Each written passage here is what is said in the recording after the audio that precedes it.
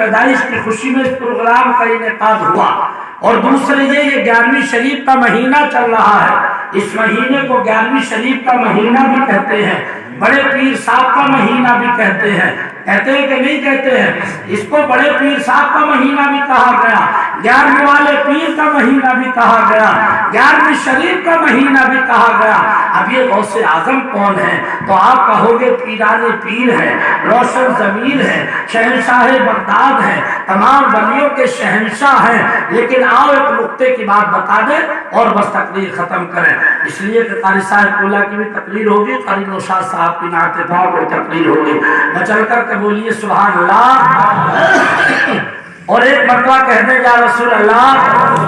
ہر ولی کسی نہ کسی نبی کی فطرت پر پیدا ہوتا ہے، ہر ولی، چاہے وہ خواجہ غریب نواز ہو، چاہے صابر تلیری ہو، چاہے حضرت نظام الدین اولیاء محبوب الہی ہو، یا صابر تلیری ہو، یا حضرت امیر خسرو ہو، ہر ولی کسی نہ کسی کی نبی کی فطرت پر پیدا ہوا۔ اگر سمجھو کسی ولی کے اندر جلال زیادہ ہے تو سمجھو کہ وہ حضرت موسیٰ کلیم اللہ کی فطرت پر پیدا ہوا۔ وہ ولی چونکہ حضرت موسیٰ کلیم اللہ بہت جلالی پیغمبر ہے، بہت جلالی، ارے جلالی تھے تبھی تو حضرت ملک الموت کے چہرے پر ایسا گھوسا مارا تھا کہ ایک آنکھ نکال کر باہر کر دی تھی۔ جب روح نکالنے کے لیے آئے حضرت اسرائیل بغیر اجازت آ گئے، حضرت موسیٰ نے پوچھا کیسے آئے ہو؟ کہ آپ کی روح نکالنے کے لیے، ایسا تماچا مارا کہ ایک آنکھ نکال کر باہر کر دی۔ حضرت اسرائیل گئے رب کی بارگاہ میں، پروردگار عالم موسیٰ نے تو مجھے ایک آنکھ کا کر دیا۔ جب نبی کا مقام دیکھے، اللہ تعالیٰ نے یہ نہیں فرمایا کہ موسیٰ نے غلط کیا، ایسا نہیں کرنا چاہیے تھا، یہ نہیں فرمایا، فرمایا اے اسرائیل تم ہمارے موسیٰ کی بارگاہ میں بغیر اجازت پہنچ گئے ہوگے۔ نبی کا مقام دیکھے، رب کا حکم ہوا اسرائیل بغیر اجازت پہنچ گئے ہوگے۔ طریقہ ہم بتاتے ہیں جانے کا، عرض کی مالک و مولا طریقہ کیا ہے؟ اللہ تعالیٰ نے فرمایا اسرائیل جاؤ موسیٰ کی بارگاہ میں اور جا کر کے یہ کہنا کہ آپ ایک گائے کے اوپر ہاتھ رکھ دیں۔ وہ پوچھیں گے کیوں؟ تو تم کہنا آپ کی ہتھیلی کے نیچے جتنے بال آ جائیں گے، ایک ایک بال کے بدلے آپ کی 1 سال کی عمر اور بڑھا دی جائے گی۔ وہ پھر پوچھیں گے پھر کیا ہوگا؟ تو تم دھیرے سے کہنا کہ اے موسیٰ پھر میں ہی آ جاؤں گا، پھر میں ہی آ جاؤں گا۔ تو وہ پیغمبر ہے، وہ نبی ہے، وہ جانتے ہیں، وہ تم سے کہہ دیں گے کہ جب یہ سارے معاملات کرنے کے بعد پھر تم ہی آؤ گے تو سب کچھ کرنے کی ضرورت کیا ہے؟ تمہیں ابھی اجازت ہے۔ اب دیکھیں اس سے 2 نقطے ثابت ہوئے، ایک تو یہ کہ نبی کا مقام، اور دوسرے یہ کہ موت کا وقت اٹل ہے، ایک لمحہ ادھر سے ادھر نہیں ہوتا۔ اللہ مسبب الاسباب ہے، وہ ایسے اسباب پیدا کرتا ہے کہ کسی کے وہم و گمان میں بھی بات نہیں آتی۔ حضرت اسرائیل گئے، کہتے ہیں کہ جس کا دودھ سے منہ جل جاتا ہے وہ مٹھا بھی پھونک کر پیتا ہے۔ بے شک گئے موسیٰ کی بارگاہ میں، دور سے ہی دھیرے دھیرے قدم رکھنا شروع کر دیا۔ حضرت موسیٰ کلیم اللہ پوچھتے اسرائیل کیسے آنا ہوا؟ کہا اللہ کے پیغمبر ایک گائے کے اوپر آپ ہاتھ رکھ دیجیے۔ کہا کیوں؟ بولے اس لیے کہ آپ کے ہاتھ کی ہتھیلی کے نیچے جتنے بال آ جائیں گے، ایک ایک بال کے بدلے 1 سال کی عمر اور بڑھا دی جائے گی آپ کی۔ پھر کیا ہوگا؟ تو بڑے دھیرے سے کہتے ہیں کہ پھر میں ہی آ جاؤں گا۔ بولے کس لیے؟ تو کہتے ہیں کہ جس کام کے لیے اس وقت آیا تھا اسی کام کے لیے پھر آ جاؤں گا۔ اب یہ بھی نہیں کہہ رہے ہیں کہ روح نکالنے کے لیے آ جاؤں گا، کہتے ہیں کہ جس کام کے لیے اس وقت آیا تھا۔ تو حضرت موسیٰ کلیم اللہ کہتے ہیں جب پھر تم ہی آ جاؤ گے تو پھر یہ سب کچھ کرنے کی ضرورت کیا ہے؟ تمہیں ابھی اجازت ہے۔ بہرحال بات کہاں سے کہاں تک چلی گئی؟ میں یہ کر رہا تھا اگر دیکھو کسی کے ولی کے حالات پڑھو کہ وہ ولی بہت جلالی ہے تو سمجھو یہ حضرت موسیٰ کلیم اللہ کی فطرت پر پیدا ہوئے۔ اگر سمجھو کہ یہ ولی بہت بڑے جمالی ہے تو سمجھو کہ یہ حضرت عیسیٰ علیہ السلام کی فطرت پر پیدا ہوئے۔ اگر سمجھو کہ یہ ولی بہت بڑے बड़े साबिर हैं, सब्र करने वाले हैं, तो समझो कि ये हजरत अय्यूब अलैहिस्सलाम की फितरत पर पैदा हुए। अगर समझो कि ये वली बहुत बड़े मालदार है, बहुत बड़े बादशाह है, तो समझो कि हजरत सुलेमान अलैहिस्सलाम की फितरत पर पैदा हुए।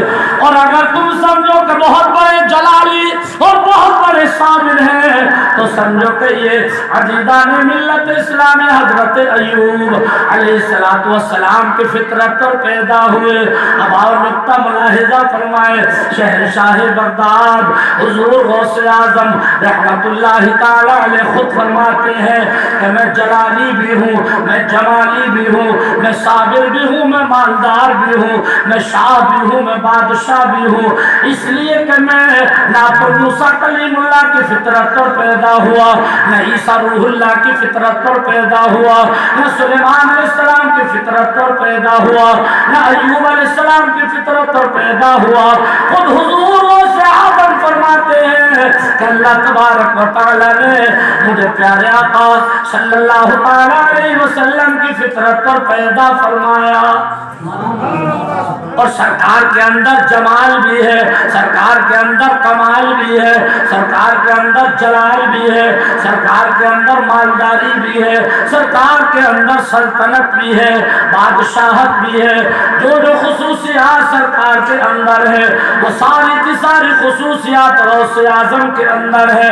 फर्क इतना है वो नबी है, ये वली है, और वो नबियों के शहंशाह है और गौसे आजम वलियों के शहंशाह है। जरा जोर से बोलो सुभान अल्लाह। अब आप सोच रहे हो यार हमने तकरीर ठीक ठाक सुनना शुरू करी तो इन्होंने तकरीर लंबी कर दी है।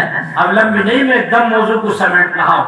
प्रोग्राम माशाल्लाह बहुत कामयाब चल रहा है, इसलिए कि बालिए जलसा को तो नींद आ रही है। डॉक्टर इकराम साहब तो बैठे हुए नींद ले रहे हैं माशाल्लाह।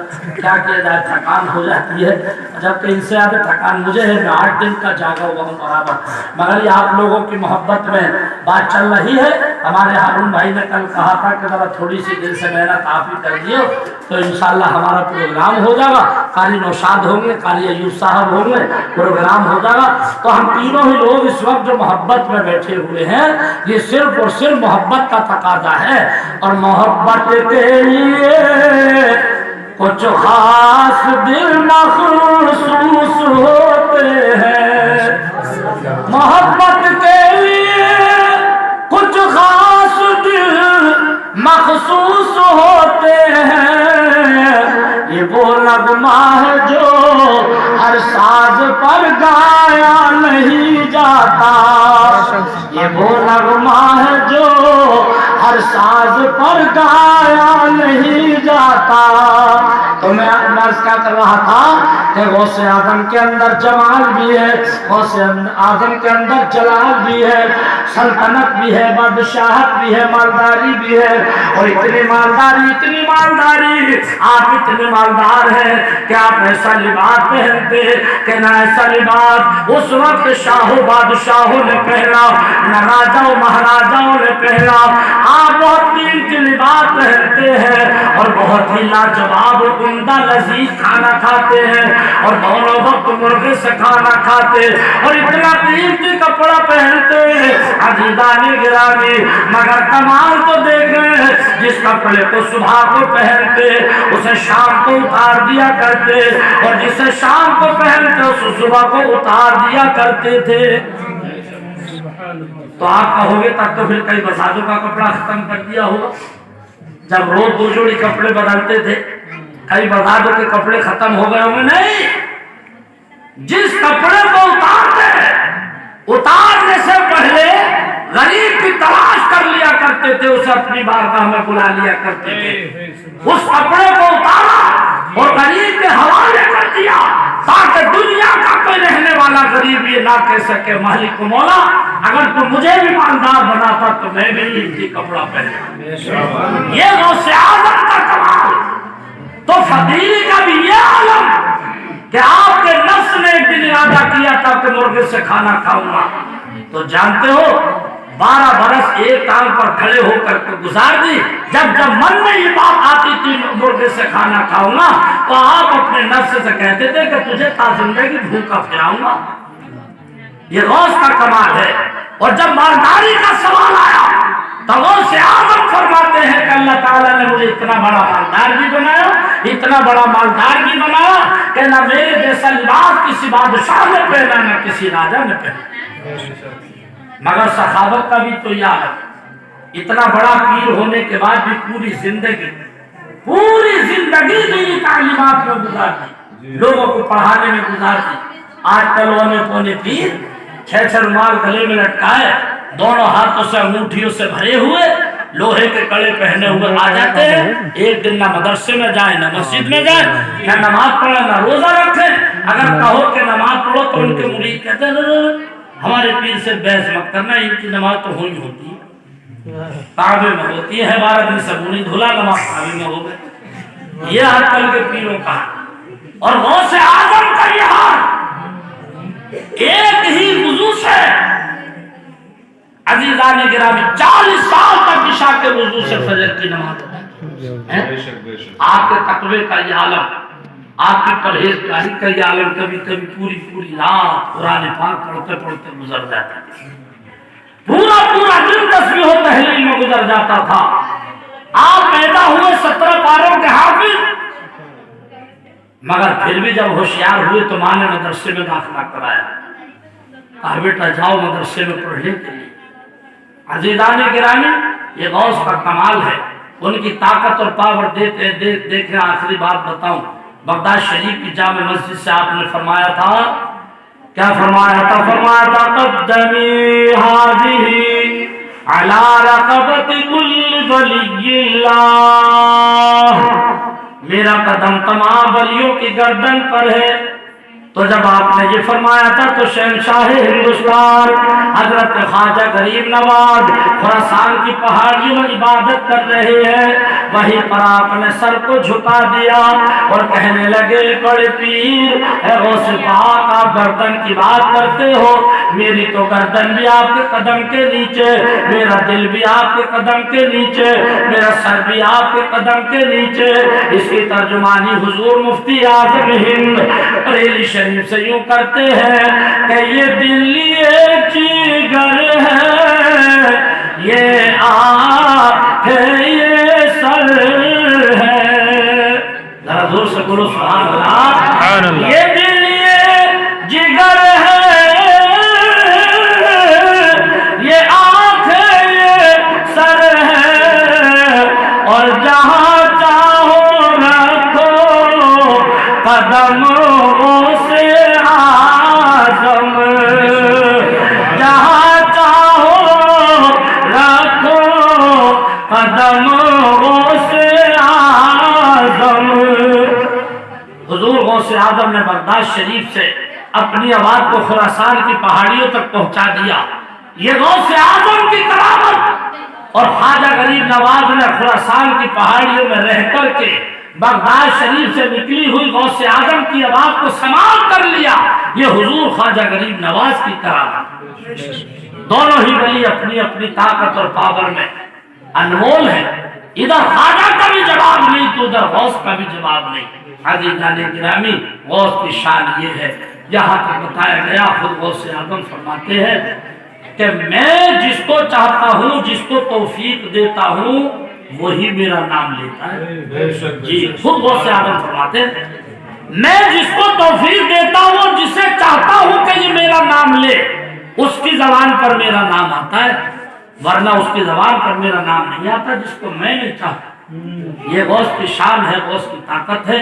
درود شریف پڑھیں، اللہم محمد صلی اللہ علیہ وسلم، نحن عباد محمد صلی اللہ علیہ وسلم۔ عزیزان گرامی بغیر کسی دوران تقریر اگر کوئی لفظش کوئی گستاخی ہو گئی ہو، من علماء کرام کو گواہ